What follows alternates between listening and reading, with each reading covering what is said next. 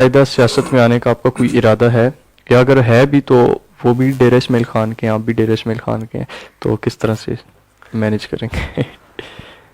میں نے اپنے طالب علمی زمانے میں حضرت مولانا فضل الرحمان دامت برکاتہم کے خلاف بڑا کام کیا. اچھا.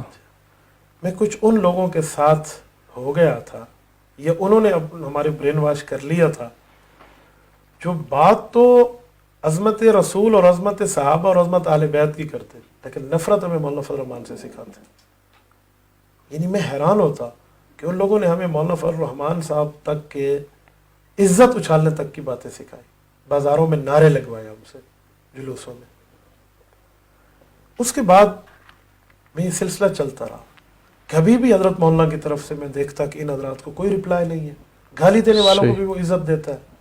پھر اس کے بعد اس کے کارنامے دیکھے، پھر ان کو تنقیدی نظر سے دیکھا، ان کے قریب رہا، ان کے گھر گیا، ان کی مجلس میں بیٹھا، ان کے کھانے میں ہمارے اعتراض ہوتا تھا اس کا بڑا پیٹ ہے، بہت زیادہ کھاتا ہے، یہ ہم کہتے تھے. میں نے ان کے کھانے دیکھے، دن رات دیکھی.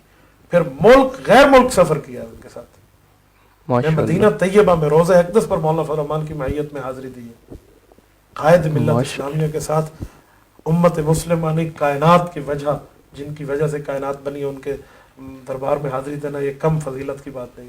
میں نے مکہ مکرمہ میں حضرت قائد محترم کے ساتھ طواف میں شرکت کی ہے. میں عمرے میں ان صفوں رہ کر میں اس نتیجے پہ پہنچا ہوں کہ یہ آدمی اس وقت کا عطا اللہ شاہ بخاری ہے رحمہ اللہ. میرے والد محترم حضرت عطا اللہ شاہ بخاری کے ساتھی رہے ہیں. میرے والد صاحب حضرت بخاری کی طرف سے صوبہ سرحد کو، ان کی جماعت کو لیڈ کرتے رہے. حضرت بخاری رحمہ اللہ ہمارے گھر میں تشریف لاتے رہے، حضرت شاہ صاحب.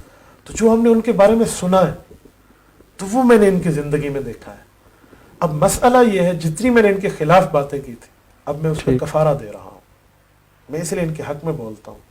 وہ میری دینی ذمہ داری بھی ہے، میری اخلاقی ذمہ داری بھی ہے، میری اسلامی ذمہ داری بھی ہے کہ میں مولانا کے حق میں بولوں. جہاں جہاں تک ہم نے حضرت مولانا کے خلاف باتیں کی تھی، بچگانے کا زمانہ تھا، وہاں تک نہیں، اس سے بڑھ کے بھی میں حضرت مولانا کے لیے بات کروں.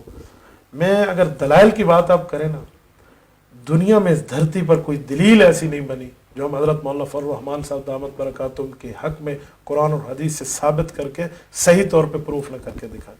ہمارے مقابلے میں اس دھرتی پہ بندہ نہیں ہے حضرت. ہم حضرت مولانا کے سیاسی، سماجی، اخلاقی، دینی اور ان کا عوامی کردار پیش کر سکتے. ہاں بطور انسانیت غلطی تو کسی سے بھی ہو سکتی، بالکل خطائیں تو کسی سے، کوئی بندہ خطا اور گناہ سے محفوظ نہیں ہے. بطور بشری تقاضا اگر کچھ حضرت مولانا کی بات ہو جائے تو وہ ہم بھی نہیں ہو سکتی ہے، کسی اور سے بھی ہو سکتی ہے. لیکن میں مولانا فضل الرحمان کا ساتھ صرف اس وجہ سے دیتا ہوں کہ یہ میری پچھلے گناہوں کا کفارہ بھی ہے اور اپنے لوگوں کو حق کی بات بتانی ہے. قرآن کریم کہتا ہے ثم لتسألن یومئذ عن النعیم. اللہ تعالیٰ آپ سے ہر نعمت کے بارے میں پوچھے گا.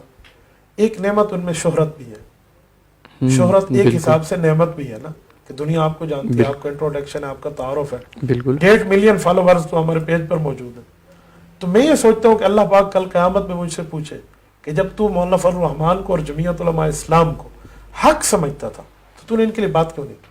تبلیغی جماعت کو حق سمجھا بات کی ہے، مدرسے کو حق سمجھا بات کی ہے، مسجد کو حق سمجھا بات کی ہے، خانقاہ کو حق سمجھا بات کی ہے. اس کے لیے کیوں بات نہیں کی؟ تو میں کرتا ہوں.